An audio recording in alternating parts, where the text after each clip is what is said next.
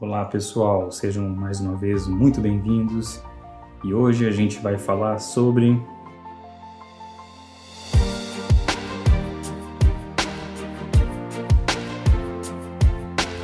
Olá pessoal, sejam muito bem-vindos mais uma vez no nosso canal. Por favor, se inscrevam se ainda não são inscritos, curtam, comentem e compartilhem para a gente ganhar mais relevância e aumentar a nossa capacidade de seguidores aqui do nosso canal. Bom, atendendo a pedidos de algumas pessoas, hoje nós falaremos sobre Jaguaruna, o nosso misterioso guerreiro selvagem brasileiro. Que personagem é esse? De onde ele saiu? Quais são suas referências? Segura aí que a gente vai contar muita coisa interessante. O personagem selvagem, ele praticamente está presente em quase todos os grupos de super-heróis que nós conhecemos. E não foi diferente aqui no Projeto Força BR. O Jaguaruna foi o segundo personagem que eu criei logo após o Ordem, e agora vocês vão saber todas as referências e quais foram minhas motivações para criá-lo. Tudo começa na minha juventude, mais uma vez comentando, enquanto jogávamos as partidas de RPG do Desafio dos Bandeirantes.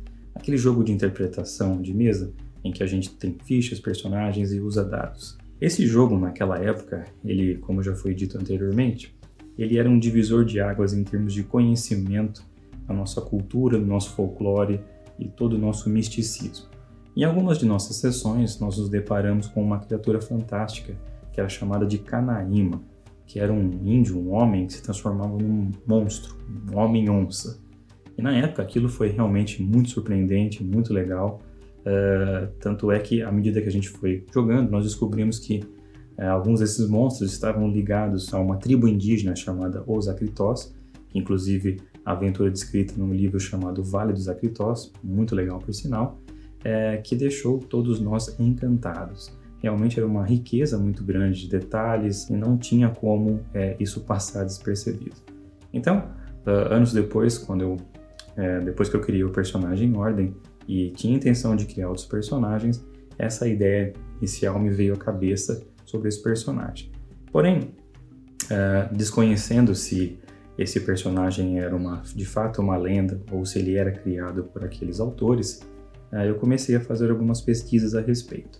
Primeiramente eu fui pesquisar sobre as culturas Azteca, Maia e Inca, e foi ali que eu descobri o mítico guerreiro Jaguar, muito conhecido e extremamente valoroso guerreiro de combate contra as forças espanholas. Aqueles povos, eles tinham algumas características incomuns, tanto em alguma mitologia, costumes, alguns até construções, mas também cultuavam alguns animais que eram oriundos aqui da América do Sul e até parte da América Central. E o jaguar, a onça, era um deles. Talvez o nosso símbolo mais forte, até porque é o nosso maior felino das Américas, a onça pintada. Então, a onça pintada ela tinha um papel muito importante naquelas sociedades, até como uma divindade. Além disso, na mesma época, existia um desenho muito interessante, que era o desenho do Capitão Planeta, em que ele despertou uma consciência ecológica para todas as crianças da época, e jovens também. E essa consciência era passada de uma forma muito interessante que fez com que muita gente levantasse a bandeira da ecologia, da preservação do meio ambiente, da não poluição e por aí vai. Aí começou a criar um conceito interessante de que um guerreiro selvagem poderia também ter uma função social bem interessante. E aos poucos eu fui juntando esses conceitos. E aqui na América do Sul nós temos então 4 grandes felinos, que é a onça pintada, a sussuarana, a onça parda, a jaguatirica, que é uma onça pequena, e por fim, a onça negra. A onça negra, para aqueles que não sabem, não é uma pantera negra, é uma onça pintada com uma pigmentação diferenciada. Portanto, ela acaba se tornando um pouco mais rara do que a onça convencional, e isso faria com que ela tivesse ainda um toque a mais, uma coisa especial, que foi nesse sentido em que eu resolvi usar esse animal como referência. Mais uma vez, voltando aos estudos a respeito da lenda, eu descobri que existia uma lenda chamada Canaimé. Essa lenda ela era difundida na região norte do Brasil, no estado de Roraima, justamente onde hoje tem a reserva natural da tribo indígena Waimiri-Troari, que até hoje cultivam os seus costumes, a sua cultura ainda é parcialmente preservada.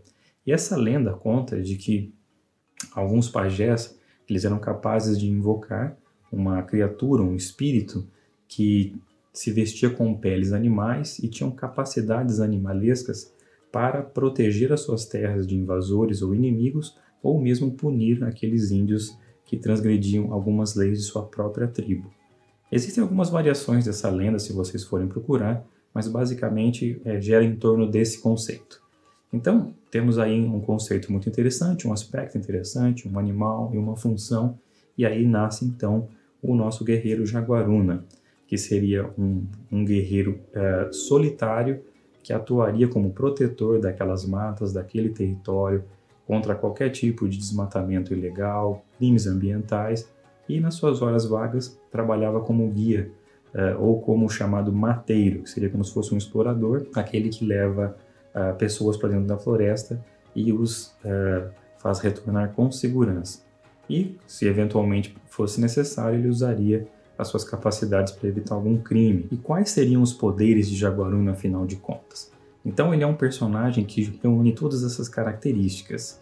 Então, apesar dele ser um grande caçador, ele tem um conhecimento muito grande de sobrevivência na mata, de guerrilha, emboscada, é capaz de criar armadilhas fantásticas, de ocultar-se de forma que fique praticamente invisível na floresta, mas ele ainda assim possui alguns recursos. Ele utiliza alguns pequenos dardos que ficam presos ao seu cinto, que têm alguns tipos de substâncias e causam efeitos diferentes naqueles alvos que são atingidos por elas. Podem ser veneno, sono, coisas do tipo. Além desses dardos, ele usa pequenas cabaças, e nessas cabaças ele reúne dentro dela alguns pólens, sementes e até fuligem que ele usa como distração para criar um elemento de surpresa e derrotar os seus inimigos de forma surpreendente. Além disso, ele possui garras nas suas mãos dos seus trajes. Essas garras elas são imbuídas de magia, então não são materiais convencionais, são muito mais fortes e muito mais resistentes, capazes de atravessar vários materiais que uma garra convencional seria incapaz. E além disso, ele possui um medalhão que fica no peito dele. Esse é o medalhão que realmente lhe dá os seus poderes de fato. Ele tem algumas capacidades físicas ampliadas, sua parte sensitiva também ela é muito mais aguçada e, eventualmente, se for necessário, ele pode ativar o poder total desse amuleto e transformar-se num homem-fera, num verdadeiro Canaimé. Porém, quando ele utiliza esse poder, ele perde seu controle mental sobre seu próprio corpo e suas ações e acaba realizando atrocidades, não reconhecendo inimigos de aliados ou pessoas inocentes de forma geral. Então é um recurso que ele raramente usa, preservando apenas para aqueles momentos em que realmente não existe uma outra saída plausível. Então, por causa disso, ele mantém-se basicamente com suas capacidades inatas e os recursos que ele tem à disposição, que ainda assim ele é muito superior a qualquer cidadão convencional. E além disso, o Jaguaruna tem 3 irmãos que fazem parte do seu passado, que ainda sabemos pouco sobre eles. Mas eles são basicamente Iauara, que seria o guerreiro cacique desse grupo, Jaguatirica, que é uma exímia caçadora e rastreadora, e Sussuarana, que seria o líder espiritual desses irmãos. E o Jaguaruna faria parte como 4º membro dessa equipe, porém, ele por algum motivo se desgarrou dos seus irmãos, acabando deixando aquele local, um local sagrado em que todos eles fizeram um juramento que deveriam protegê-lo para sempre de qualquer invasor. Esse local, ele basicamente consiste em uma região de mata ao norte do Brasil, cujo seu centro existe uma caverna ali sagrada, que é onde eles mantêm todos os seus segredos. E um dos seus segredos é o poder da imortalidade. E como que eles conseguem fazer isso? Bom, sem dar mais spoilers aqui e revelar ainda mais coisas sobre o passado de Jaguaruna, vocês irão conhecer melhor toda a história dele no decorrer das edições do Projeto Força BR e à medida que nós formos desenvolvendo esses personagens incríveis para você. E aí, gostou? Era isso que você esperava? Deixa nos comentários aí e a gente se vê no próximo vídeo. Não se esqueça de se inscrever no canal, curtir, compartilhar e comentar, que ajuda bastante a gente. Então é isso aí, pessoal. Grande abraço e juntos somos fortes. Ui. Meu nome é Leandro e meu primeiro contato com o projeto Força BR foi com a versão tabuleiro dele, né, que está previsto de ser lançado ao longo do projeto. E uma coisa que de imediato me chamou a atenção foi a presença de conteúdo nacional, de folclore nacional nesse jogo. Para quem está um pouco mais acostumado, né, quem conhece os board games modernos, sabe que os jogos, mesmo de autores nacionais, possuem temática europeia, principalmente europeia, né, um pouco de temática americana, enfim, possui tudo quanto é temática, menos brasileira. E ter aí um autor, né, que se preocupou em construir esse conteúdo, fez pesquisa e trouxe isso, né, para quadrinhos, depois para board game, enfim, que criou todo um universo Força BR. Isso é uma coisa fantástica. E isso é uma coisa que eu falei que, para mim, que eu acredito que vale a pena ser investido.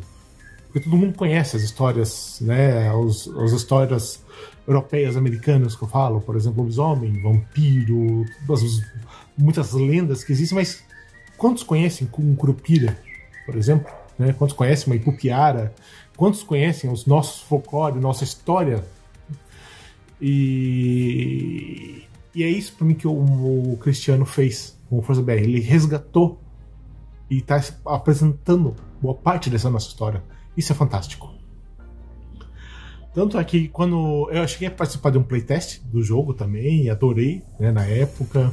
E tanto que eu adorei que quando ele apresentou a ideia, né, de fazer um financiamento coletivo para a primeira revista, eu apoiei de imediato, fiz parte do financiamento. Quando ele começou com o Apoia-se, né, para construir, para dar mais corpo ao projeto Força BR, eu participei também, sou membro do Apoia-se. E é um projeto que eu faço questão de apoiar, de financiar, que eu acho que é um projeto que eu acredito, né? Ter alguém que se preocupa em apresentar e difundir a nossa história, o nosso folclore, que é uma coisa que infelizmente está se perdendo, né? Então é por isso que eu recomendo, adoro, sem contar que a qualidade do material produzido, né, falando qualidade física, né, é ótima, né? Brasileiro, infelizmente, muitas vezes tem aquele síndrome de vira-lata, né? Tudo que a gente faz é a pior qualidade, etc. Tudo que é produzido no Brasil é ruim e balela, mentira. Tá aí o Cristiano, né? E o projeto Força BR para mostrar isso aí, né? Se você comprar, for em qualquer banca, né? Falando agora do quadrinho, por exemplo, né? For em qualquer banca, comprar aí uma DC, uma Marvel, e se você for ver a revista, o Força BR, a qualidade não perde em nada, né? Tanto em qualidade de revista, de impressão, o desenho, enfim. É um projeto de altíssima qualidade, com conteúdo nacional e... como você não vai apoiar? Como não querer participar de uma coisa dessa, né? De um projeto desse? Então é isso aí. Eu recomendo muito, né? Gosto, não me arrependo, pelo contrário, né? Eu ganho muito com isso, né? Eu e o mercado ganha, a população, as pessoas que têm acesso a esse conteúdo ganham muito com isso, com toda certeza.